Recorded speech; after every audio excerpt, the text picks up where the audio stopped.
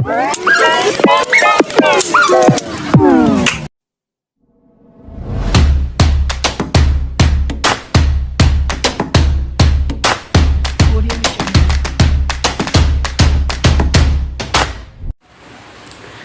teman-teman, assalamualaikum warahmatullahi wabarakatuh. Teman-teman, perkenalkan, nama saya Hafizatul Fitriah. Nah, saya sekarang sedang berkuliah di salah satu kampus Pontianak, yakni Institut Agama Islam Negeri Pontianak, yang biasa dikenal dengan IAIN Pontianak. Nah, sekarang saya sedang berada di semester 4 dan saya mengambil jurusan Pendidikan Agama Islam di Fakultas Tarbiyah dan Ilmu Keguruan. Nah, pertama-tama marilah kita panjatkan puja dan puji syukur kita kehadirat Allah Subhanahu wa taala yang telah melimpahkan rahmat, hidayah, taufik dan inayahnya kepada kita semua sehingga kita semua bisa berkumpul di channel YouTube saya.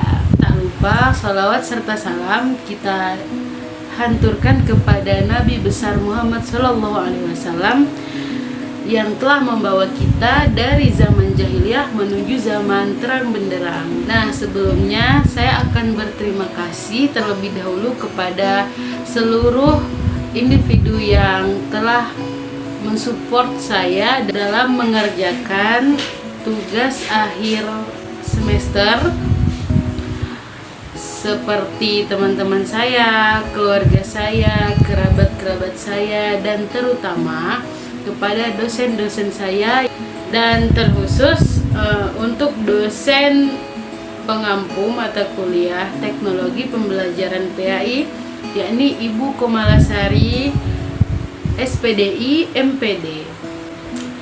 Baik teman-teman, pada kesempatan kali ini saya akan membahas tentang binatang apa aja sih yang boleh dimakan dan yang gak boleh dimakan. Nah, sebelumnya kalian ada yang tahu gak nih apa sih yang dinamakan halal dan apa yang dinamakan haram? Kalau kalian tahu, langsung dijawab di kolom komentar ya.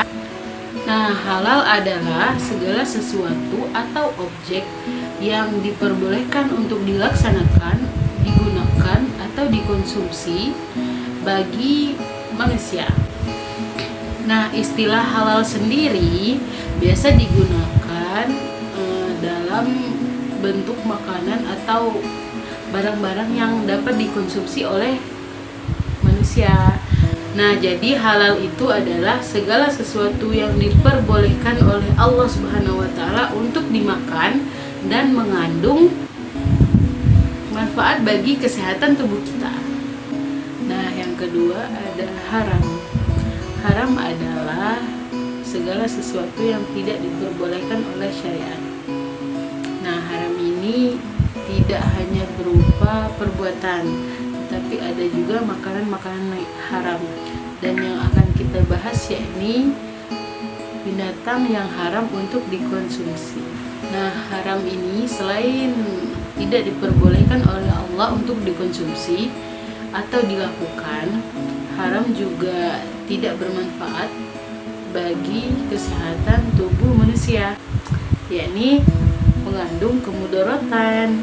Nah, selanjutnya kita akan masuk ke bab binatang-binatang yang halal untuk dikonsumsi. Nah, di bab ini kita ada dua pembahasan. Setelah kita mengetahui apa itu halal dan apa itu haram, jadi kita akan mendalami tentang binatang yang halal untuk dikonsumsi. Di bab ini kita ada dua pembahasan. Binatang yang halal untuk dikonsumsi secara umum dan binatang halal yang dikonsumsi secara khusus. Nah, yang pertama ada binatang yang halal untuk dikonsumsi menurut dalil yang khusus. Binatang-binatang apa aja sih yang ada di dalil khusus tentang binatang yang boleh untuk dikonsumsi bagi kita? Nah, ada dua nih teman-teman. Yang pertama ada binatang ternak darat dan yang kedua ada binatang laut.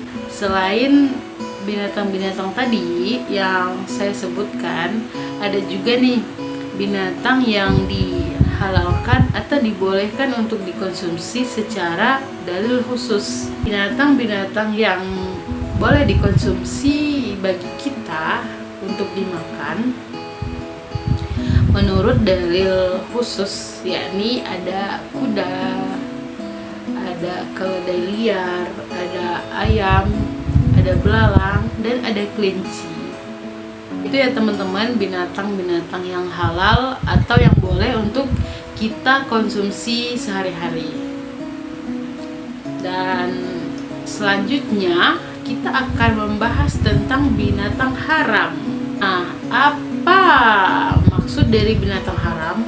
Maksudnya di sini adalah binatang yang tidak boleh dikonsumsi atau dimakan untuk kita. Selanjutnya kita akan membahas tentang binatang haram.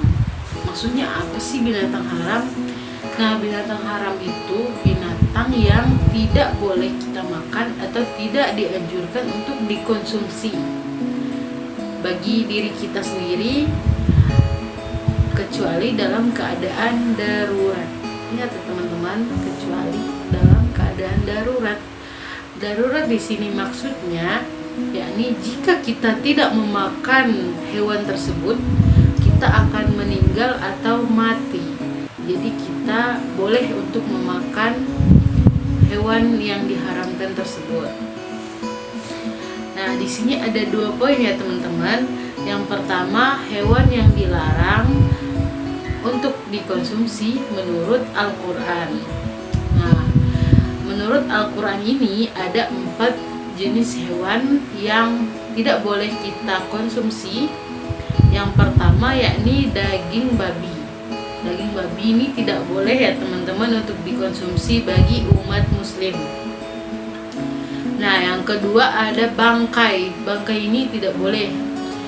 Bangkai ini maksudnya tidak hanya dari daging babi, daging apa saja, daging hewan halal untuk dikonsumsi pun jika dia sudah menjadi bangkai maka tidak boleh untuk dikonsumsi. Seperti misalnya ayam yang mati karena menjadi bangkai, maksudnya karena dia sakit, mati sendiri, bukan karena disembelih, itu adalah termasuk bangkai. Jadi hewan yang seperti itu tidak boleh untuk dikonsumsi ya teman-teman. Nah, yang ketiga ada hewan yang disembelih dengan selain nama Allah.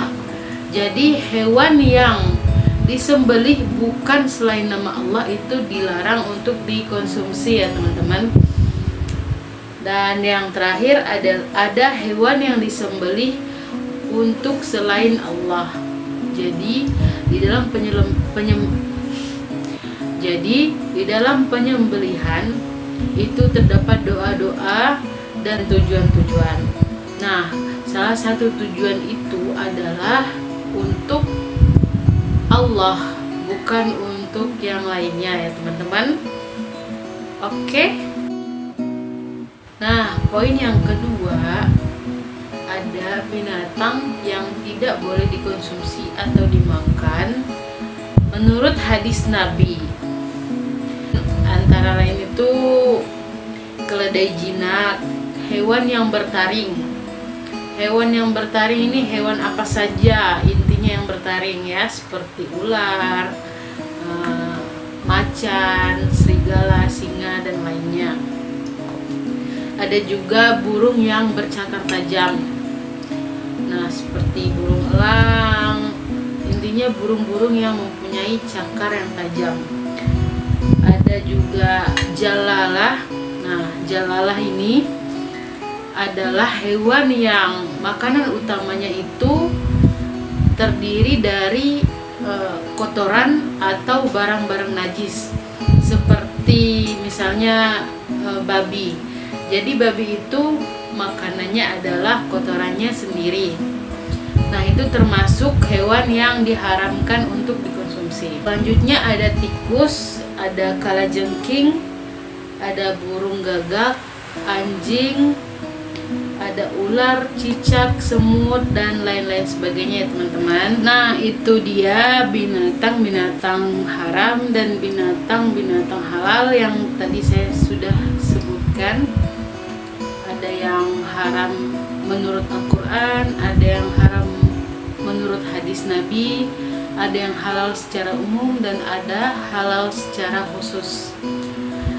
Nah mungkin jika ada teman-teman yang ingin bertanya, silahkan tulis pertanyaan kalian di kolom komentar. Nah untuk teman-teman, adik-adik, kakak-kakak, abang-abang, ibu, bapak, nenek, kakek, dan lain sebagainya yang saya hormati, jika ada kritik, saran, boleh ditulis di kolom komentar. Jangan lupa subscribe and like. Terima kasih teman-teman. Assalamualaikum warahmatullahi wabarakatuh.